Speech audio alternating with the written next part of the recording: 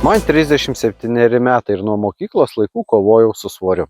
Kiekvieną pavasarį galvodavau, jog susimsiu, porą mėnesių pasikankinu ir vasarą vėl viskas grįžta su kaupu. Dietas, kurias pabandydavau savaitę ir po kurių būdavau alkanas ir piktas. Ir kuo labiau bandžiau, tuo labiau galvojau, kad gal tai tiesiog ne man. Tada pamačiau netyčia lietuviško appso reklamą Persikas. Pradžiai galvojau, kad dar viena absoliuti nesąmonė, skemas, bet buvo visai gera nuotaika, tai ir parsisinčiau.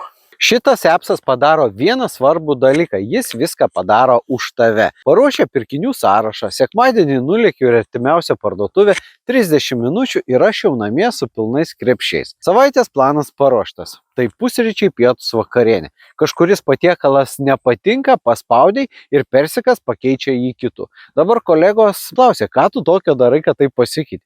Juokingiausia, kad nieko ypatingo aš nedarau, o tiesiog valgau, ką nurodo programėlė ir einu kartą į savaitę į parduotuvę. Ir geriausia tai, kad jei savaitgalį buvai su draugais ir nori savo suvalgyti kokį kebabą ar skanę picą, tavo progresas nesugriūna. Tai jeigu ieškai, kaip be didelių pastangų numesti svorio, atlik testą, gauk planą ir pirmyn. Pajausi skirtumą jau po pirmos savaitės.